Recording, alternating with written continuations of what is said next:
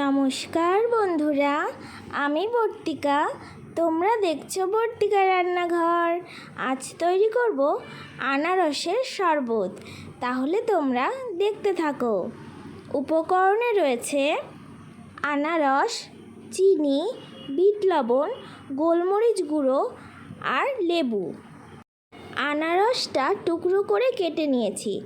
এবার মিক্সিতে ঢেলে দিলাম। 2 চামচ পরিমাণ চিনি দিয়ে দিলাম।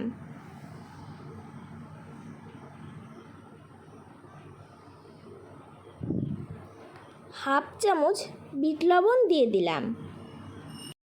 হাফ চামচ গোলমরিচের গুঁড়ো দিয়ে দিলাম।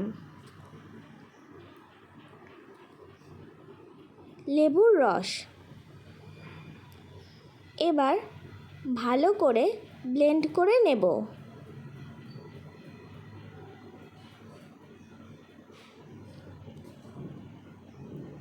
খুব ভালো করে ব্লেন্ড করে নিতে হবে।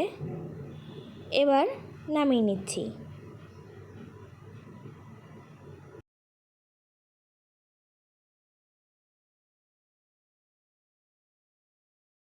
দুই তিন টুকরো বরফ আর আনারসের কুচি দিয়ে দিলাম।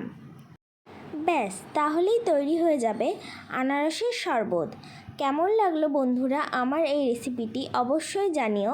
আর ভালো লাগলে লাইক, কমেন্ট, শেয়ার এবং আমার চ্যানেলটিকে সাবস্ক্রাইব করে দিতে ভুলো না। তোমরা এইভাবে একবার ট্রাই করে দেখো। আশা করি তোমাদের ভীষণ ভালো লাগবে। আজকের মতো টাটা।